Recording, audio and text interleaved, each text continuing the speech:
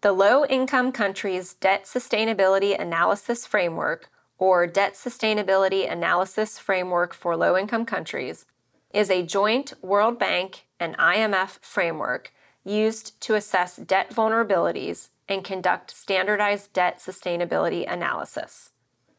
The objective of the Debt Sustainability Analysis Framework for Low-Income Countries is to support efforts by low-income countries to achieve their development goals while minimizing risk of debt distress. To that end, the Debt Sustainability Analysis Framework for Low-Income Countries produces projections of debt burden indicators under a baseline scenario and under stress test scenarios. A baseline scenario is the most likely scenario based on up-to-date data and policies that are either already in place or announced and likely to be implemented.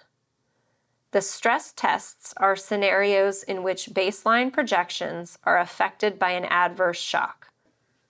The Debt Sustainability Analysis Framework for Low-Income Countries also presents tools to assess the realism of the underlying assumptions.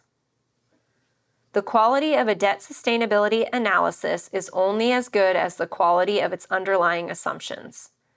For each debt burden indicator, the Debt Sustainability Analysis Framework for Low-Income Countries produces a threshold above which the indicator signals risk of that distress.